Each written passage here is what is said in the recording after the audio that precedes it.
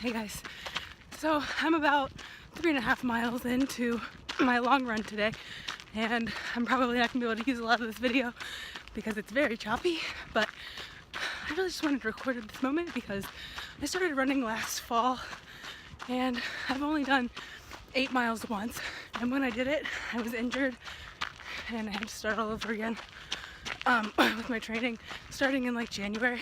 So today I'm going to try to do the 8 miles again and not get injured. So I'll see you again at the 8th mile. Hey guys, so I'm home now. Really didn't know if that was going to happen because at like mile 6 I completely wiped out. I run on trails more than concrete. The trail I run has some concrete portions, but mostly on trail, and I tripped on a stone, which I've not done yet before, but I completely wiped out, fell right in the dirt. Fortunately was able to like angle myself to fall on a softer patch of dirt and not on the rocks, and I was able to get up and keep going. All I could think was like, what a metaphorical moment for this journey of mine, because I started running like last fall, and the last time I did this run, the 8 mile run, I injured myself, and I've spent the last like 4 months trying to get back to this point, trying to be able to hit 8 miles again. And I really just thought, well, I think my body maybe is only capable of 7 miles, maybe that's my limit.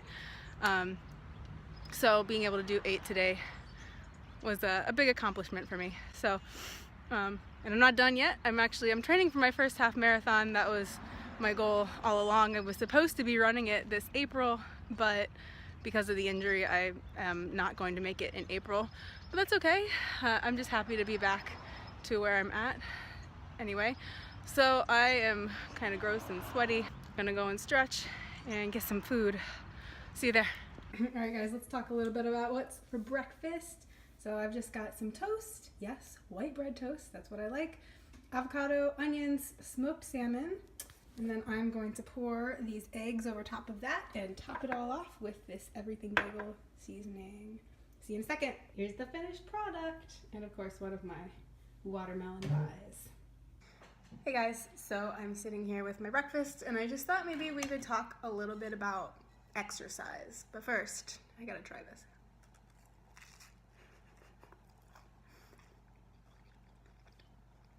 Not bad for something I just came up with on a whim. So exercise is kind of a controversial topic in the eating disorder community, and it's obviously a topic in the weight loss community. So I wanted to talk a little bit about exercise, mostly because I want to start a conversation about it. I would love to hear what you guys have to say about it. For me, I lost all my weight without any exercise at all. It was all diet. Even when I was in my eating disorder and was underweight, I wasn't exercising at all. I couldn't. There's no way I could have exercised with as little energy as I had. Walking was difficult for me at that time.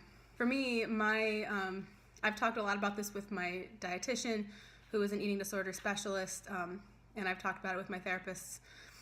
And they're okay with my exercise as long as it's not, as long as it's not becoming problematic, I guess. So for me, exercise is actually like that thing that my eating disorder might take away from me, because for me, if I don't eat enough, then I won't perform well, and performing well is really important to me. It just it makes me happy. It's kind of like a personal accomplishment thing. So that said, for the weight loss side of things, I never exercised when I was losing weight, and at times I would try to exercise, but I noticed that my weight loss would actually stall whenever I started adding exercise in. And I think that's an important thing for people to talk about, because I've had this experience now. I've only been working out. I started last July, and what's been interesting is learning how much the scale lies. No, I don't want to say lies, but how unhelpful the scale is, your traditional scale, when it comes to exercise. Because I'm actually heavier now than I used to be last July, but I'm leaner than I was last July. So regardless of where you are in your fitness journey, I think once you start exercising, you really have to try to not look at the scale too much, because it's just not giving you an accurate picture anymore of what's going on in your body.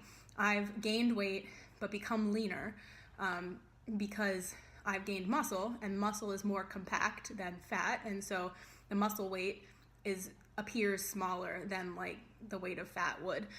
So yeah, that's just something to keep in mind if you're on a weight loss journey. Definitely take measurements or do some sort of body composition testing if you are feeling the need to track numbers during that time. I personally, I have an obsession with numbers, so I have to try really carefully to not get too obsessed about body fat percentages or the number on the scale.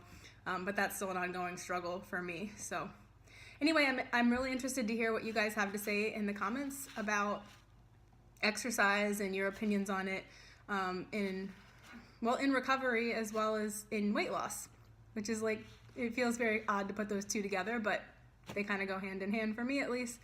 So leave your feedback in the comments, and I'm going to eat this breakfast before it gets too cold. So this is why if I ever do a what I eat in a day, it's going to be problematic, because so I just ate that really pretty breakfast, right? Well, guess what? Still hungry, and I really just want some sugar. So thought I would show you this because I don't want anyone to think that I sit around eating just pretty food and that it's super organized, because it's not. If I ever do a what I eat in a day, you're probably not even gonna see meals, because for the most part I eat sporadically throughout the day. So anyway, having gummy bears. Have a good one, guys.